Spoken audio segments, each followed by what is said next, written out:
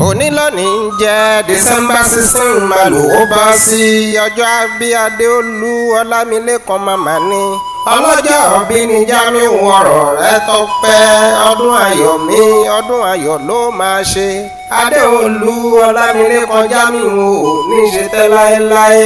lẹ́yìn ọjọ́ bẹ̀rẹ̀ èyí ò ní báwọn ṣòwò ṣọ́ọ̀tì ìmáṣàmì àṣẹ.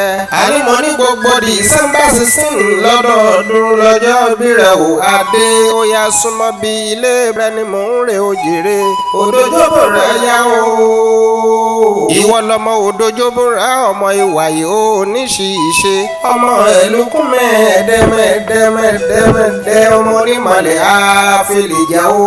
ọmọ aṣáni ní pọ́ríkì ẹsẹ̀ o. ọmọ aṣáni má jùmọ̀ ọmọ dúdú lé ọmọ bẹ́ẹ̀ sì níjọ́sí pupa tó mọ bẹ́ẹ̀ sì ti ràjò. ọmọ alágẹmọ ògún wọ̀yọ̀wọ̀yọ̀ ọlọ́jọ́ bí ó ní o ní ṣe tẹ́ láéláé. Adéolú Jamiu ọdún ayọ̀ mi Ọlámilékan many happy returns o. ẹ wò ó Ìdòwú iye sálẹ̀mí kúkú ń jẹ́ Ìjẹ̀bú Waterside lèmi kúkú ti wá. ọmọ Ìwòpín Àjídàgọ́rẹ́ mi yòó Ìdòwú ọmọ Ògúnbàjò.